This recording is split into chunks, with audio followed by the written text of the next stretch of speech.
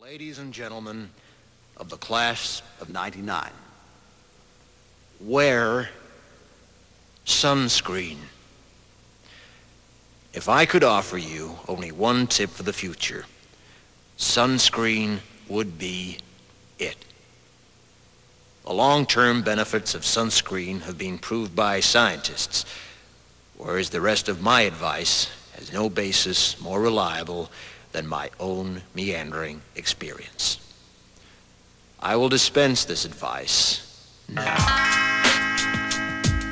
Enjoy the power and beauty of your youth. Oh, never mind. You will not understand the power and beauty of your youth until they've faded. But trust me, in 20 years, you'll look back at photos of yourself and recall in a way you can't grasp now how much possibility lay before you and how fabulous you really looked. You are not as fat as you imagine. Don't worry about the future, or worry, but know that worrying is as effective as trying to solve an algebra equation by chewing bubblegum. The real troubles in your life are apt to be things that never crossed your worried mind, the kind that blindsides you at 4 p.m. on some idle Tuesday. Do one thing every day that scares you. Sing. Don't be reckless with other people's hearts.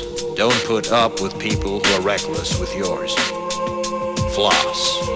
Don't waste your time on jealousy. Sometimes you're ahead, sometimes you're behind. The race is long, and in the end, it's only with yourself. Remember compliments you receive. Forget the insults. If you succeed in doing this, tell me how. Keep your old love letters. Throw away your old bank statements. Stretch. Don't feel guilty if you don't know what you want to do with your life. The most interesting people I know didn't know at 22 what they wanted to do with their lives. Some of the most interesting 40-year-olds I know still don't. Get plenty of calcium. Be kind to your knees. You'll miss them when they're gone. Maybe you'll marry, maybe you won't. Maybe you'll have children, maybe you won't. Maybe you'll divorce at 40. Maybe you'll dance the funky chicken on your 75th wedding anniversary. Whatever you do, don't congratulate yourself too much, or berate yourself either. Your choices are half chance. So are everybody else's. Enjoy your body. Use it every way you can. Don't be afraid of it or what other people think of it. It's the greatest instrument you'll ever own. Dance. Even if you have nowhere to do it but in your own living room. Read the directions, even if you don't follow them. Do not read beauty magazines. They will only make you feel ugly. Brother and sister, together we'll make it through. Someday our spirit will take you and guide you there. I know you've been hurting, but I've been waiting to be there for you. And I'll be there just helping you out whenever I can.